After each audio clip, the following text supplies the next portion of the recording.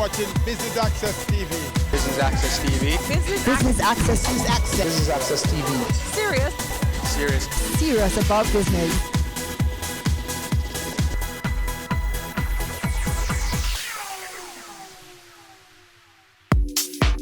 The Mona School of Business and Management hosted its 4th business conference at the Jamaica Pegasus Hotel, and Business Access TV was there to bring you the highlights. Stay tuned. Welcome on behalf of the Mona School of Business and Management to our 4th biennial conference. We're here to discuss delivering on the promise of entrepreneurship, and it is critical at this juncture that Jamaica in particular and the rest of the Caribbean have been going through all sorts of structural and fiscal and monetary adjustments. These are necessary but not sufficient. And entrepreneurship is clearly one of the ways in which we will capitalize on a more robust financial platform that we have.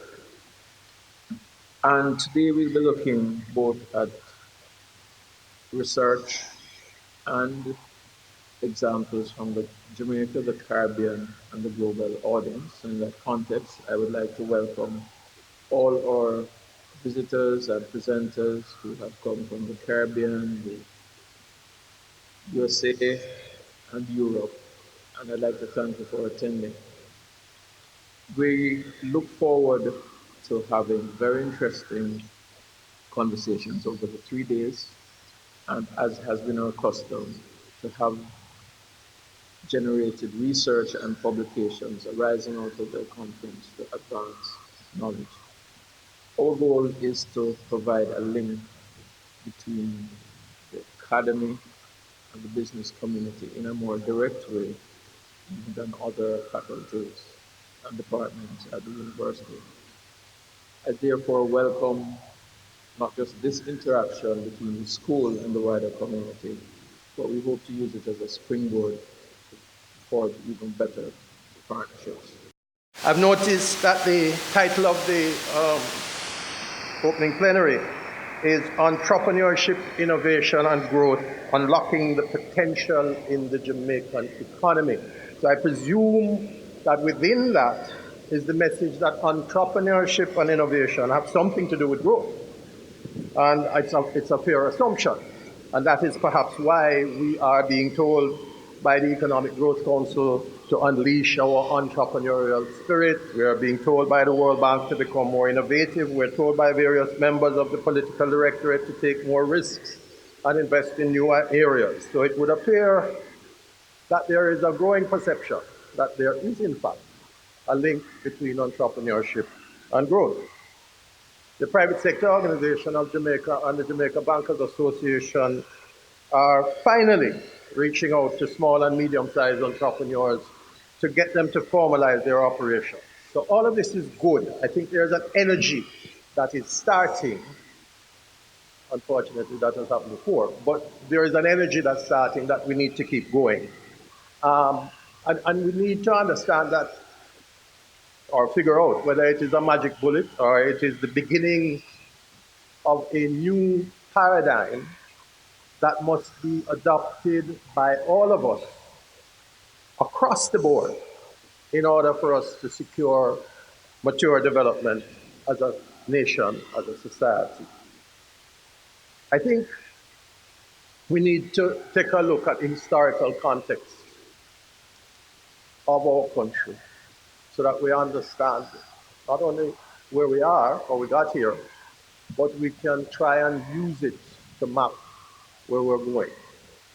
But before I do that, I just wanted to give a commercial plug for the efforts of the Jamaica Bankers Association and the member bankers for the initiative to allow access to finance and to encourage access to finance for the SMEs and the medium-sized businesses.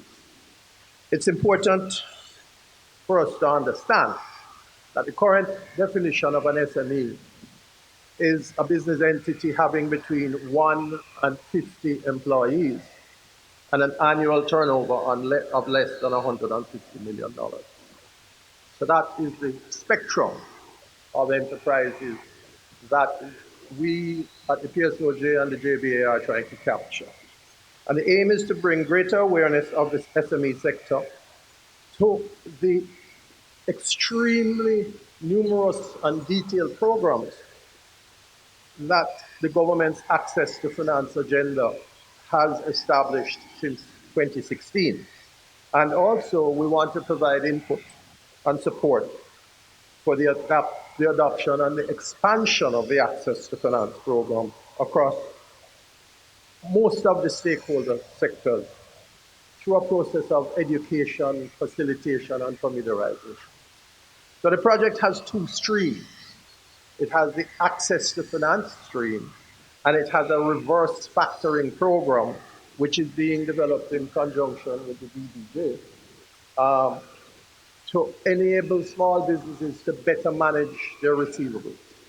Cash flow is extremely important to small businesses, and we need to assist them in their management of it and in their collection of their debt. So the hope of the program is to foster better relationships between the banks and the small businesses, to simplify the credit processes and to make them easier and more transparent for the small businesses.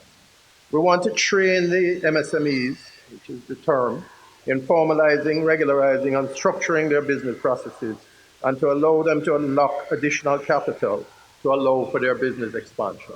So as we contemplate how we can deliver on this promise of entrepreneurship in the Caribbean region, in our own Jamaican nation, I invite us to consider those factors which may possibly be standing in the way of us unlocking and unleashing our entrepreneurial potential. As a region and as a nation, we have a reputation of being a creativity powerhouse. We pride ourselves in our ability to come up with creative, original new ideas, and we often proudly hail our national mantras such as Tanya Han and Make Fashion, which speaks to our creative national problem-solving abilities, which allow us to turn any obstacle into an inventive opportunity. Simply put, we are just naturally creative, imaginative, and innovative people. And throughout our history, as a region and as a nation, our creative outputs and our ideas have always garnered global attention. However, in spite of our creative prowess, we seem to have failed to translate our ideas into generating high growth, high worth, high impact entrepreneurial ventures. And so I ponder the question, why do we think that is? Why is it that as a nation and as a region, we have been a plethora of creators in our island, but a dearth of successful entrepreneurs? So to examine this question, I invite us to consider the distinctions between the definitions of creativity and entrepreneurship. Now, the Webster Dictionary defines creativity as the ability to make new things and think of new ideas that we do well. However, it defines entrepreneurship as an entrepreneur as one who organizes, manages, and assumes the risks of a business or an enterprise. I submit that this is the critical differentiator in this definition between who an entrepreneur is as opposed to who a creative is. In that an entrepreneur is somebody who has to and must take risks. This distinction between these two definitions is important because while we as Jamaicans are naturally creative people, we need to consider the question, are we naturally entrepreneurial? Are we naturally risk takers and risk makers, or are we risk averse? In the results of the indices from the Global Resilience Index, which ranks 130 countries around the world by the risk and resilience of their business environments, based on certain factors such as economic indicators, risk factors, and supply chain issues, Jamaica has consistently ranked in the bottom 30 of 130 nations in the study. This might suggest that our national distaste for risk is well-founded. However, if left unchecked, our risk aversion will continue to be our entrepreneurial Achilles heel. So why is it that as a region, we're such risk-averse people? Why do we shy away from risk? I believe it's in part because when we think about entrepreneurial risk, we tend to only focus on the downside versus the upside of risk. A close examination of the term risk suggests that it refers to the effect of uncertainty on meeting organizational outcomes. However, while the effect of uncertainty as an entrepreneurial venture can be both negative and positive, we often only focus on the potential negative effects of risk and uncertainty to the exclusion of the consideration of the positive potential opportunities which risk and uncertainty can also provide. In my opinion, an entrepreneur is someone who sees the future and then sets out to create it. However, creating the future means stepping out into the uncertain and the unknown, and stepping out onto the unknown is risky. Oftentimes, however, when risk-averse entrepreneurs think of the word risk, what comes to mind are only those potential dangers, threats, and negative consequences of undertaking a venture. What if I can't pay my bills? What if a competitor beats me to the market? What if I invest a huge sum of money in the business, but I can't attract enough customers to cover my costs? I submit that this is a flawed view of the concept of risk. To the contrary, as we seek to unlock and unleash our creative and entrepreneurial potential as a region and as a nation, we need to begin to acknowledge that risk and reward are two sides of the same entrepreneurial coin. Consequently, without an active emphasis on entrepreneurial risk-taking and risk-making, we will fail to see the rewards of generating high growth, high impact, high worth entrepreneurial ventures. Just to give you a little background in terms of what the DBJ does. The DBJ, really, the focus as a development bank is to really improve the lives of all Jamaicans through development financing, capacity building, PPPs, and privatizations. DBJ's role in building the economy, in as much as Howard just mentioned that because of factors, the state has had a big influence on the economy. DBJ's role, the philosophy behind it, is really not to be competing with the private sector or to take the place of the private sector, but really to fill the gaps where they exist. And so over the many decades, DBJ has been involved in lending through the AFIs at affordable rates when interest rates were at sky-high levels, putting in place collateral guarantees for good projects that did not have sufficient collateral to access loans. Things like Ignite program, grants for innovation, which now coming up with a reverse factoring, there is capacity building of our entrepreneurs. And the work that I'm doing, which really was focused on access to finance, access to equity finance through the Jamaica Venture Capital Program. When we established the VC program, the whole point was that we originally thought about it as being access to finance, but pretty quickly recognized that it was wider than just money. We had to be building the ecosystem. Everybody had to be ready for a market. Any market has buyers, sellers, as well as the infrastructure. We had none of those in Jamaica, so we had to be building that infrastructure. So it was really a multifaceted program that was developed, training and capacity building. Our fund managers or investors had to be trained, or fund managers or entrepreneurs, our lawyers, accountants.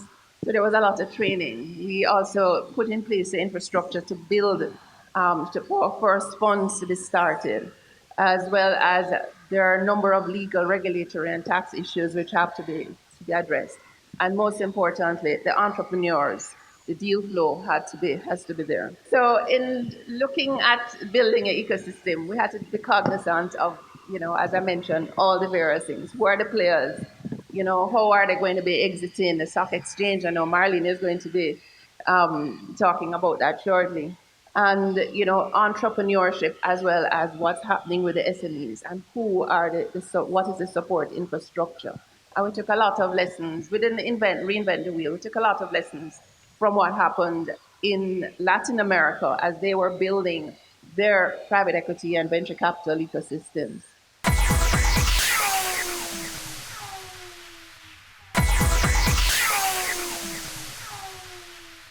So I just wanted to just tell you real quick about the IDB Lab, just to put in context where we sit and what we are doing and how we could unlock the potential for entrepreneurship and innovation in Jamaica, even further than we are doing now.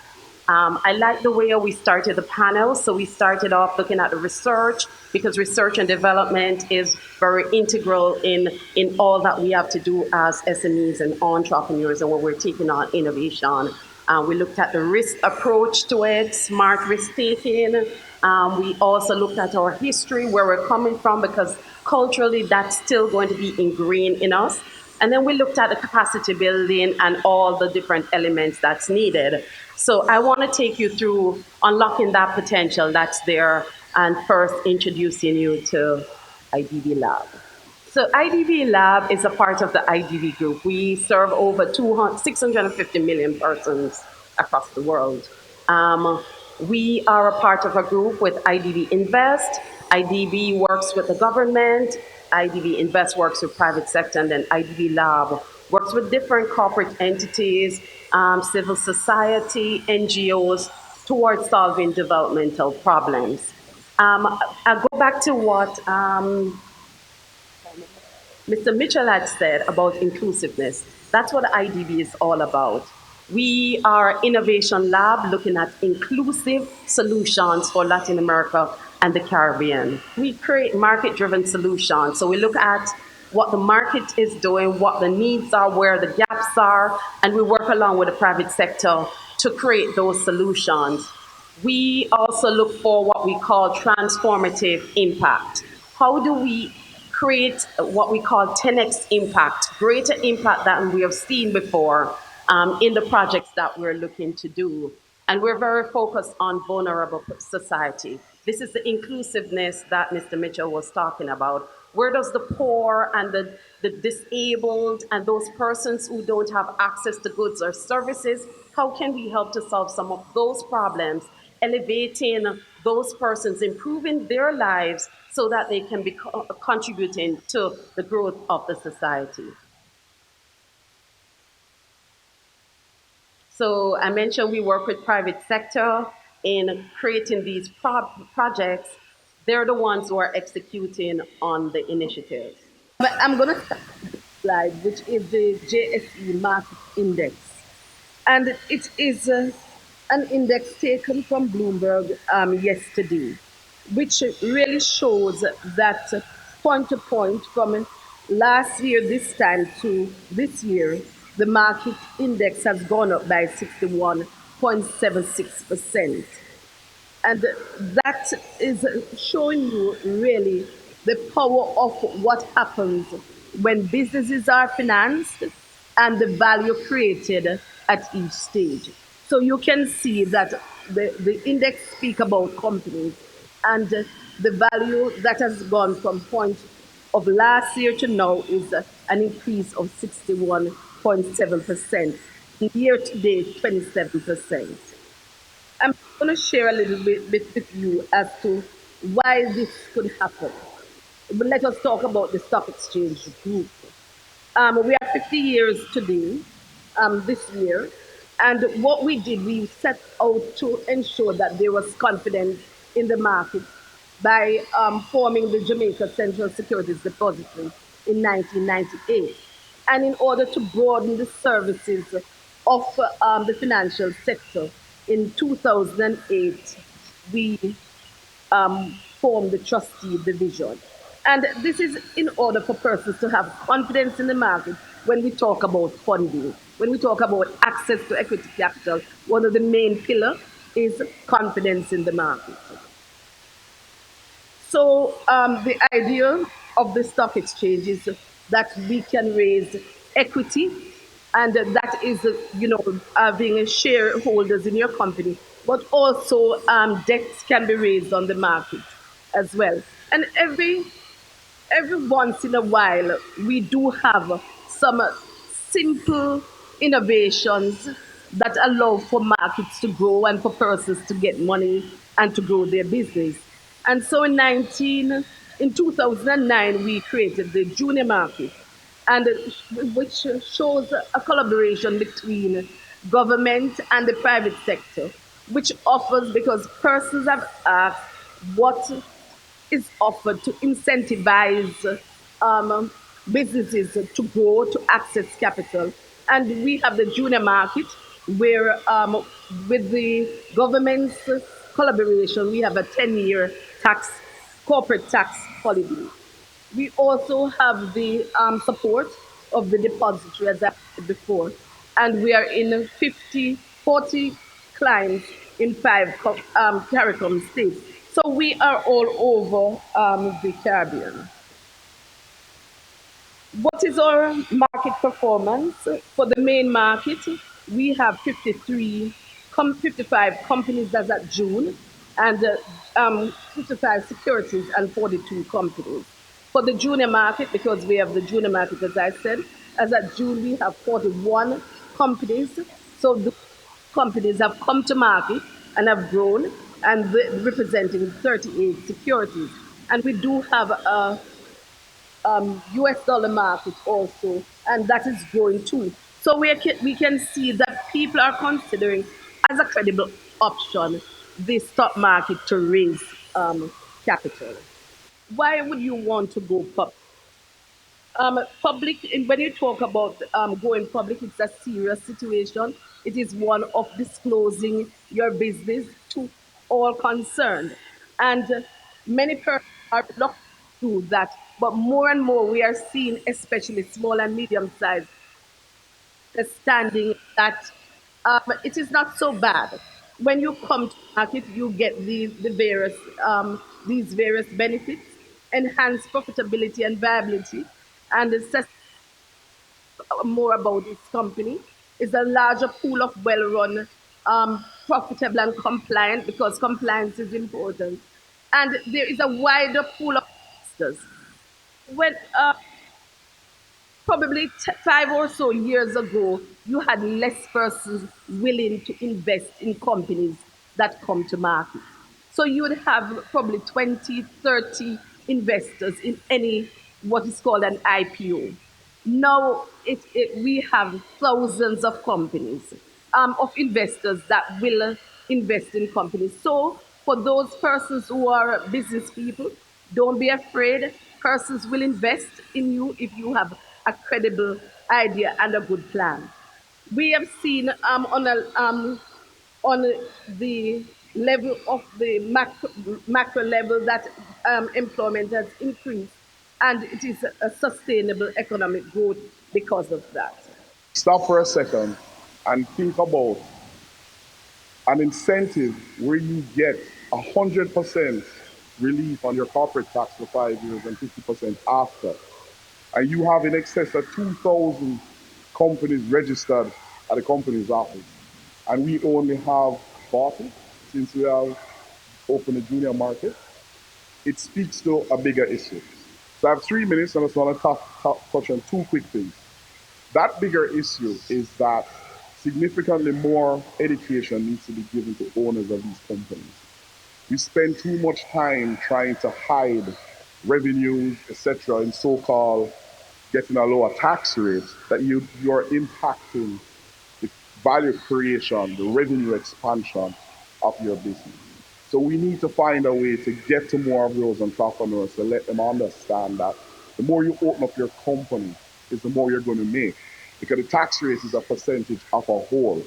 So if that whole keeps growing, you will always get more than what the government is going to get. I'll touch quickly on the fact that, Neighborhood does all these things. We take you from nowhere right up. We fund you with debt, we fund you with equity. The gains have been crazy. But I close by jumping into Audrey's space because I just want to make two fundamental points. I think sometimes we don't really focus on what really matters.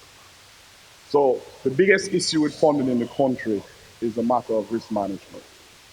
So for example, people always say, why is it easier for you to get a car loan than for you to get a capital item loan? And it's very, very simple. There's a secondary market for cars. So when you get a loan, the bank has to ensure its principal can be repaid in the event you don't make the payment. So they'll quickly lend you against a car, because if you default on a car, there are a billion people that are willing to buy the car on a second-hand basis. But that is the secret to true funding in this country.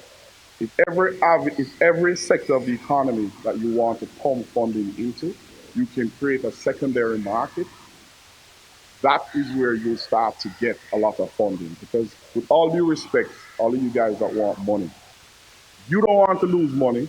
I don't want to lose money. The facts say that 8 out of 10 of you are going to blow up the money. That's why it is so difficult. So in my mind, the solution is create an environment that if I will invest in all 10, but the 8 that blows up, give me an incentive. Because right now it's too lopsided. I lose everything when your company blows up, and the best if I'm lucky that I'm going to get from you is, Mr. Peart, you're a good guy. Sorry I lost all your money, but guess what? I have another idea. Can you give me some more money for that? It's not going to work. So I finally close by saying to get these traditional investors to invest in you, you have to come up with a solution that mitigates the risk for them.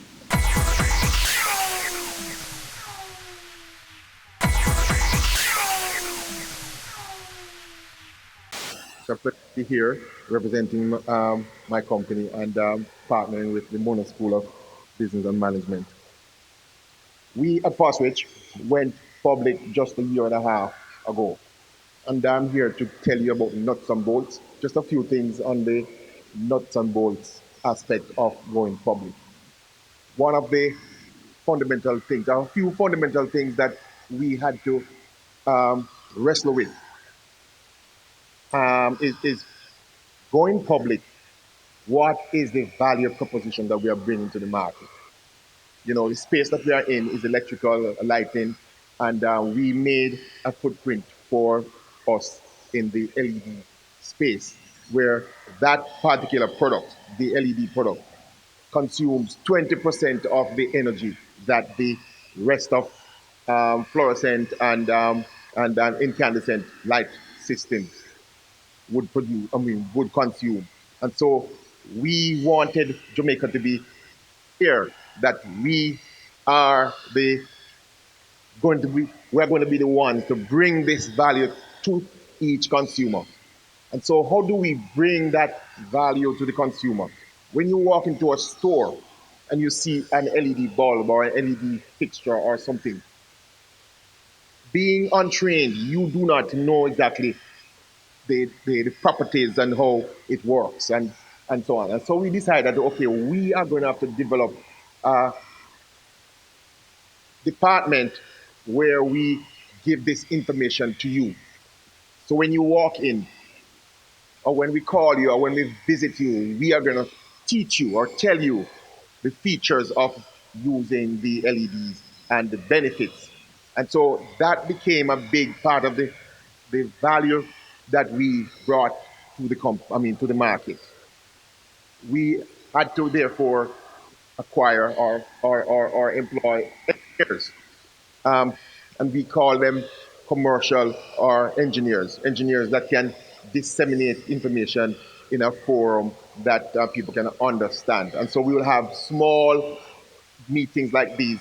We call them, industrial mingles, whether it be in Montego Bay, in Mandeville, in Kingston, and we invite 50 to 80 people, and we start talking to them.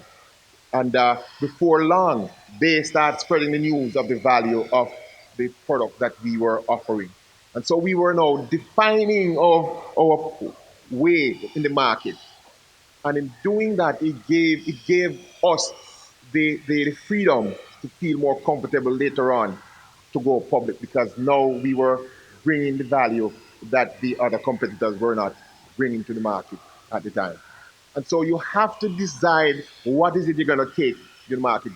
We were not manufacturing any products at that time, or we were not manufacturing them in Jamaica, because we had connections in Far East that we visited and we worked with them to manufacture them, but they were not being manufactured in Jamaica. So we wanted to set ourselves apart from the competition. So one, understand what is it you're bringing to the market and what value you give them when they are to use your goods or services before you are thinking of going public. Is my another thing, and Marilyn and Gary touched on it, transparency. It is my wife and I are very private people before last year. We're very private people. Nobody knew anything about us. It was so difficult for us to open all of our accounting to our senior accountant. We used to manage it. But once you decide, we decided after talking about it and thinking about it that we're going to be going public. I do not even have the code to go into my accounts department anymore because you now put a system in place and you're not afraid of opening up your books or your business to the public. And so you have to decide that this is the way you want to go and that you're going to go in this way. So I come to you to talk to you about transforming the world in Caribbean with entrepreneurship, sustainability, and innovation. It's time to turn climate change challenges into growth opportunities. I want to start today by taking a journey with you. Just as I grew up as an only child in Kingston and migrated to the US in high school, think about your experiences and where in Jamaica you're from, where you lived, where you grew up, your family, and what those experiences were like, what you aspired to be, and what you were frustrated with. It is said that our upbringing and life experiences shape us, the way we look at the world and our perspective. I think about my upbringing, born in a family from the great and no longer forgotten parish of St. Thomas, and raised in a matriarchal household. I think about the days when my grandmother made soursop juice and mango juice every time I visited her. I think about those frigid cold showers and the smell of kerosene lamps, and during intermittent power outages, and buckets of water because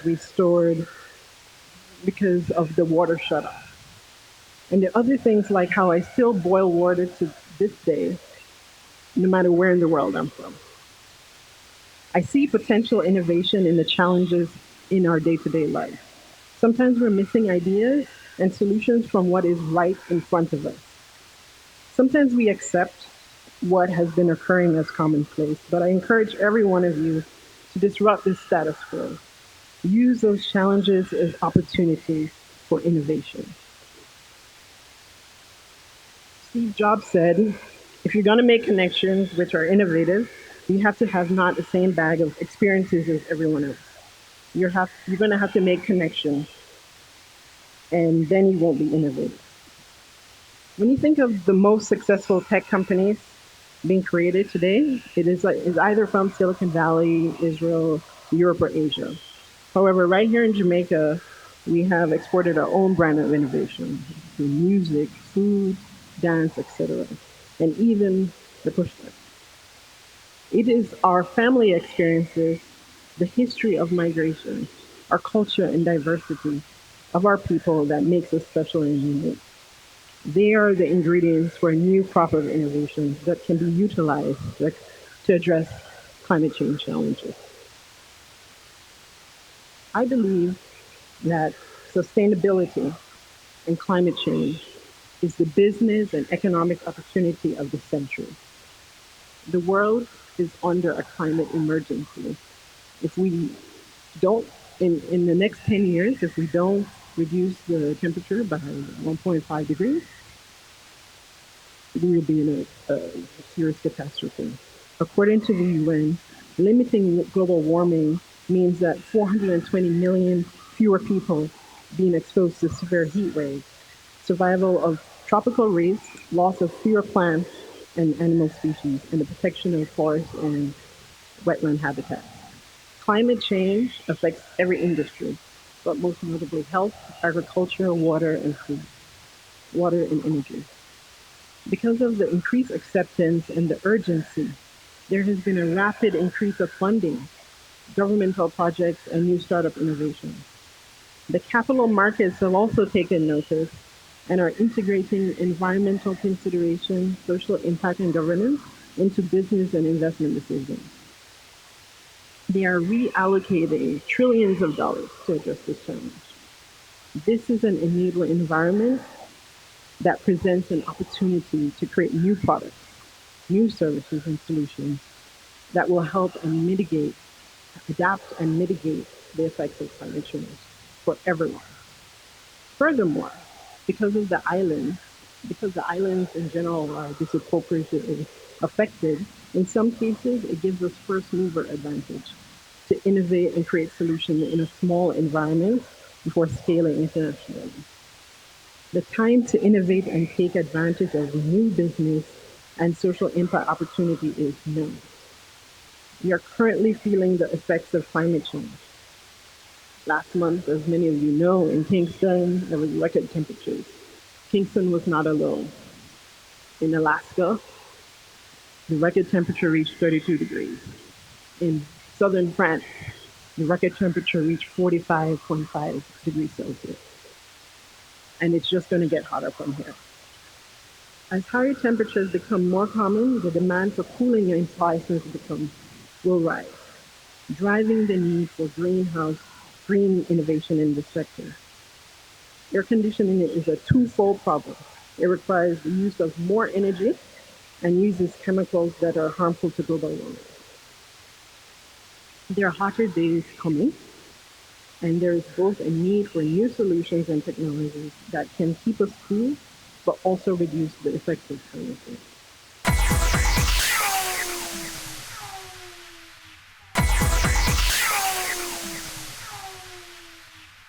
So today I will be speaking about Airbnb, which is very topical. The emergence of Airbnb in Jamaica and some of the debates and concerns that we have.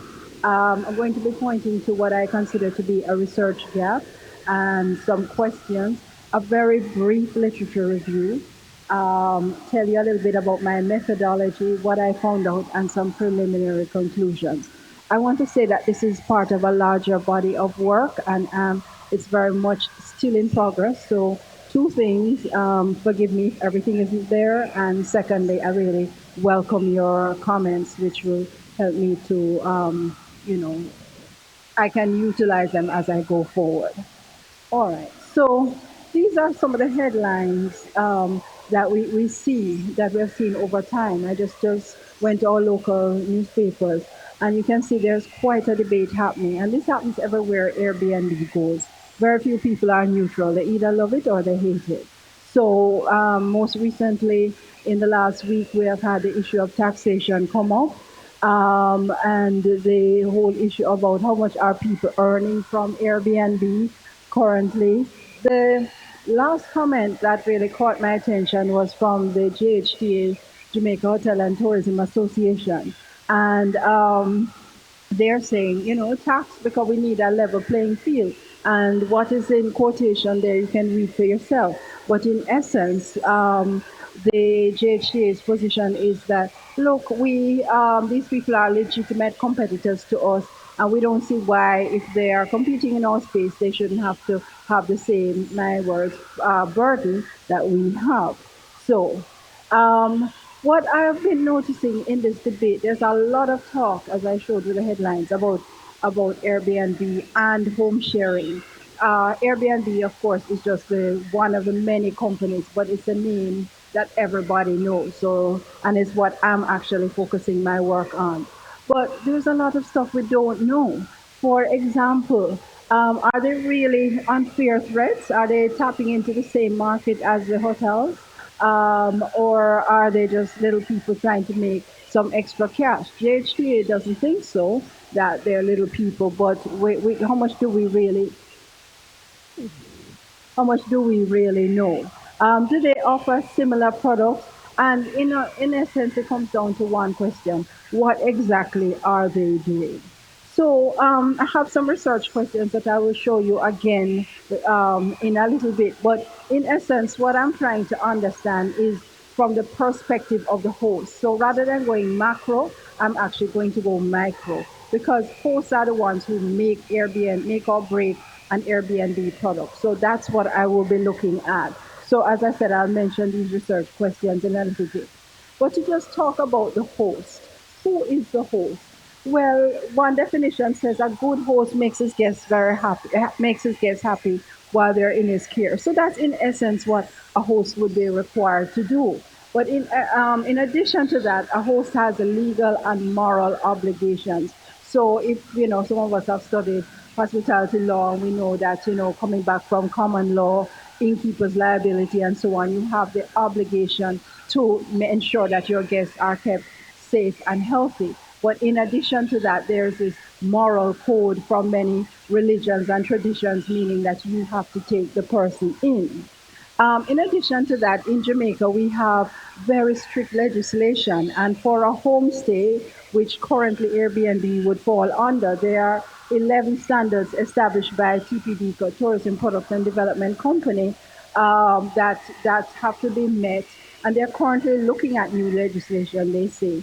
But currently, this is where it would fall. And hosts should also receive Team Jamaica training.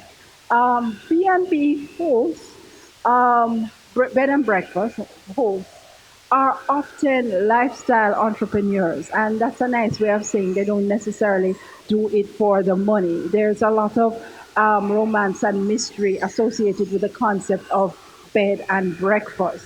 And the interesting thing with Airbnb is, it sounds like breakfast, bed and breakfast, and they're built on that notion, although they technically, they don't have to serve breakfast, and very few actually do. But remember that many of them are lifestyle entrepreneurs. And the services that they're expected to provide, they're very intimate, customer service oriented, personalized, and so on, because in many cases, you're coming into the home of the host. Airbnb now, what they say is almost anyone can be a host. That's what, if you go to their website, they will say that. But what you may not understand when you're following up on that, and they also say that there are 3 steps: list the space, decide how to host, and welcome the first guest. And that sounds really simple as 1, 2, 3. But in reality, each of those steps assumes a whole body of knowledge which everybody may not have. You have to understand how to market. You have to understand how to do your pricing according to the season, according to supply and demand, and so on. And of course, how to manage your property and to interact with guests. This afternoon, I'm going to be presenting on Airbnb and delivering the promise of Airbnb, the promise of entrepreneurship to Jamaica. And as my colleague mentioned, Dr. Craig, about the whole issue of Airbnb, it's a very controversial topic now. To tax or not to tax, those are the issues. But today for my presentation, I'm going to be providing and sharing some data with you about Airbnb's performance in Jamaica in particular. And please note that this is a part of a larger body of study. I'm actually studying Airbnbs not only in Jamaica, but also in Cuba and Cayman Islands and Bahamas. So the sample that you see me extrapolate data from is a part of a wider body of knowledge that is also currently ongoing and in process. So as you can see, it's the whole business of home sharing. So the idea is not lost upon us. And another thing that we want to drive home is that the whole notion of Airbnb is really not new to the Jamaican tourism industry, Caribbean tourism industry by extension. We've always opened our homes to guests. It's just the way in which we're doing it is different. And technology has created a platform that allows for greater access to persons who are also seeking this kind of intimate relationship and more authentic experiences. So we're going to get into, again, some of the controversy I also took from the headlines because it's so topical. And as you can see, there's so many issues coming out, how many guests we're actually welcoming, where they're going, who are they staying with, to tax or not to tax. That's also a big question that is trying to be answered now. So it's very topical. But again, just to frame and contextualize it, the Airbnb is a part of the wider sharing economy. And I love that term, as you mentioned, the Uberification, is it? Yes, fantastic. Because really that's what it is. It stems from these radical innovations that allow people to make extra money. That's really what it is. So I looked at the literature again from sources and what persons are saying about the sharing economy, which we're now a part of. And that is why everybody's trying to get their slice of the pie.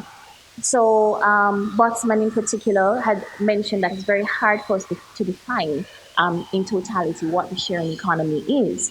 However, Ryan and Botsman in 2017 and 15 respectively looked at it from calling it a collaborative economy, the on-demand services economy, the gig economy, the freelance economy. So if you hear any of these terms, they're all used interchangeably. And basically, it refers to the sharing activity of underutilized assets with the help of IT-based technology. So it's nothing new. It's just again the platform in which we're presenting it is a little different. So, the main drivers towards this economy, how did it emerge and why are we here and why is it so important to us? The main drivers is basically consumer behavior. We're switching now from ownership to access. Now, I'm a part of a very unique group of consumers and producers called the millennials, and there are a few in this room. And we're kind of changing and shaping the way in which we consume things. So we're looking less to ownership rather, and more to access. And that is what is causing all these radical innovations to take place right across our landscape, and in particular in tourism. Now, the biggest success factors of the sharing economy is online reputation. And my colleague again, Anne Crick, also mentioned, the feedback system and rankings in terms of host and super host and all of that. Very important for us to look at. So these are some of the brands that come about under the sharing economy: Uber, Airbnb, Homestay, Lyft, WeWork, all of these, Craigslist, Couchsurfing, all of them are part of the sharing economy. So peer-to-peer accommodation, this is where people provide accommodation directly to consumers using a digital platform. And these are temporary stays in the homes. Airbnb in particular for P2P accommodation, most people call it Airbnb, but there are also other platforms that are very much relevant to us and is affecting the Jamaican tourism accommodation landscape: TripAdvisor, HomeAway, and also Booking.com. Now, just to share some data with you, globally, peer-to-peer accommodations, they're 7% of total accommodation around the world, 8 million beds. It's estimated that the number of transactions that took place was actually 75 billion US in 2017. And the trends and findings, again, the millennials are the ones who are driving this form of innovation. And also, it is not limited to budget travelers. It's not just about cheap travel, but efficient travel as well. And it was initially for the leisure market, but we find from my studies that the business traveler is also another trending market. So for entrepreneurs who are trying to get into Airbnb, an aspect that you could look at in terms of growth is catering to the needs of the business traveler. So Jamaica, what is happening with Jamaica, and what does it mean for us going forward? Jamaica was chosen as one of the countries for a pilot study by the World Bank in 2018. So they came to the Ministry of Tourism and they wanted to study peer-to-peer accommodations in the Caribbean, and Jamaica was the country chosen. But why is the World Bank interested in peer-to-peer accommodation? It is said that it can help to eliminate poverty, boost shared prosperity, and also its contributions for income generation for a broader group of people, in particular women, which I'll be looking at tomorrow. So in Jamaica, just to put things into perspective, there is over 5,000 active listings on Airbnb in Jamaica, 7,600 in total. So that's a recent statistics that's coming from Airbnb. So we have 7,600 hosts, 5,000 active, which means they're actually getting bookings and doing well. TripAdvisor Rentals also has 2,300 listings. HomeAway has 950 listings, and Booking.com has 1,124. So it's not just Airbnb, but it's just that Airbnb is one of the platforms that has seen the most growth throughout the years.